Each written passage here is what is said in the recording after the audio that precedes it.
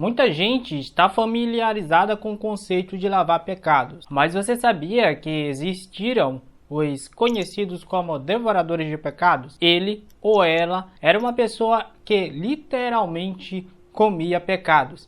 Isso na forma de pão. Ficou curioso? Nesse vídeo eu vou te contar mais a respeito dessa profissão que era um tanto estranha. Sou Nathaniel Torres, você está na Fatos e Lendas, fica comigo que eu te explico.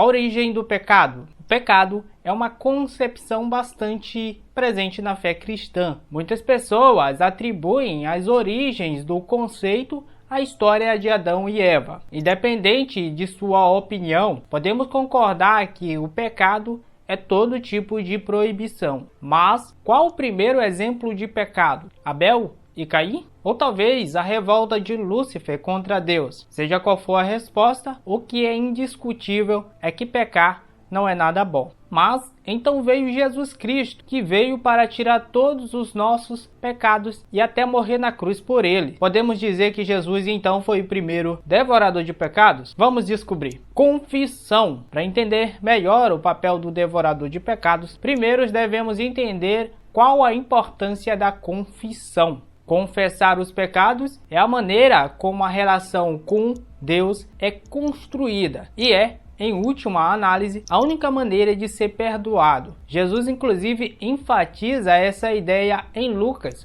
11:4. E perdoa-nos os nossos pecados, pois também nós perdoamos a qualquer que nos deve. Mas então a morte veio. Mesmo o cristão mais devotado poderia morrer inesperadamente e carregar os pecados não confessados no momento em que faleceu. A única pessoa que poderia mudar isso seria um suposto devorador de pecados. Os devoradores de pecados literalmente comiam os pecados de uma pessoa morta. Se alguém tivesse no leito de morte, carregasse pecados inconfessos e falecesse, então um devorador de pecados era a única chance que essa pessoa teria de evitar ali um possível purgatório. Os devoradores de pecado eram chamados para fazer uma visita à pessoa falecida. Eles colocavam um pedaço de pão no tórax do falecido para absolver todos os pecados e depois comia o suposto pão.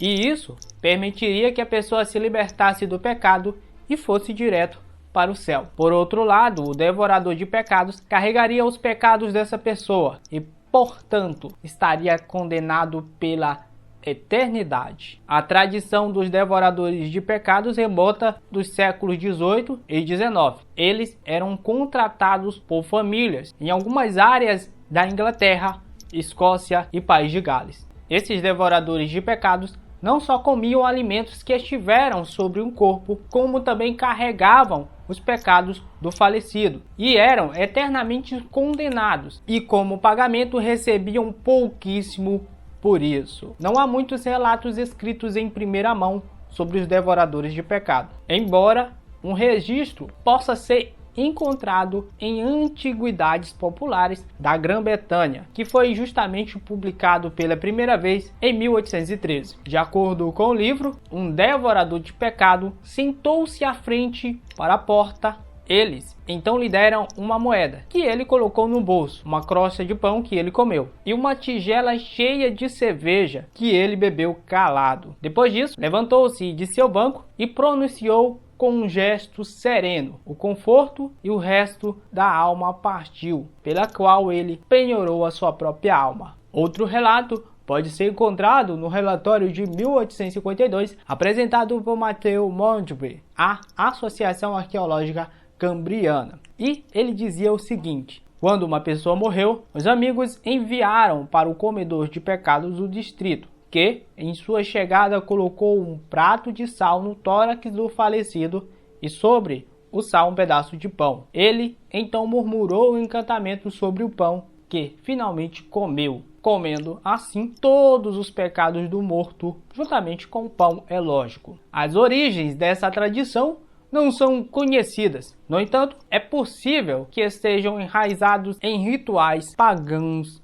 antigos. Um livro de 1987 da estudiosa Ruth Richards apresenta outra teoria. Na Idade Média, famílias nobres distribuíam comidas aos pobres quando alguém morria, aparentemente na tentativa dessas pessoas rezarem pela alma do falecido. Havia também uma tradição alemã na Idade Média chamada bolo do corpo, mas em vez de comer os pecados de uma pessoa, elas comiam suas virtudes. A massa era colocada no tórax dos mortos e era deixada lá descansando.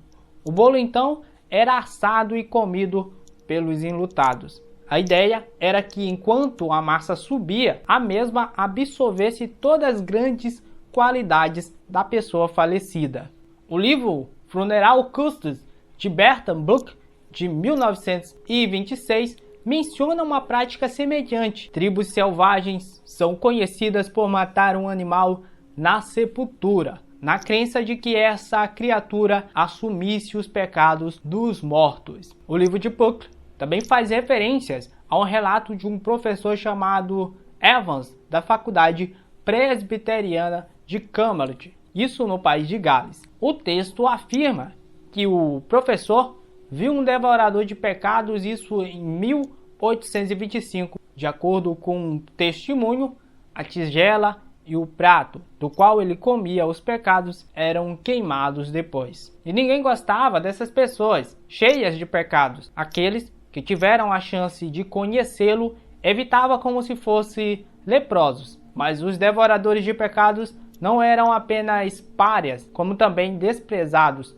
pela sociedade e pela igreja, que nunca aprovou a prática. Os mesmos também não somente os condenava, como também perseguia. Acredita-se que o último devorador de pecados foi um homem chamado Richard Muslow, que morreu em 1906. A história diz que Muslow era um fazendeiro bem-sucedido e que, depois de perder todos os seus filhos, tornou-se um devorador de pecados. Ele acreditava que a tragédia que havia acontecido com ele, com outros de sua aldeia, era por causa de pessoas que tinham morrido com pecados não perdoados. Em 2010, ativistas arrecadaram dinheiro para restaurar o túmulo de Muslow e um culto especial foi realizado em uma igreja em Shoxpride, Inglaterra. Então, você conhecia essa história? Conhecia esse fato? Comente aqui embaixo nos comentários, é claro, sugestão para mais vídeos. Se você gostou desse, já sabe, deixa o seu like, inscreva no canal para muito mais conteúdo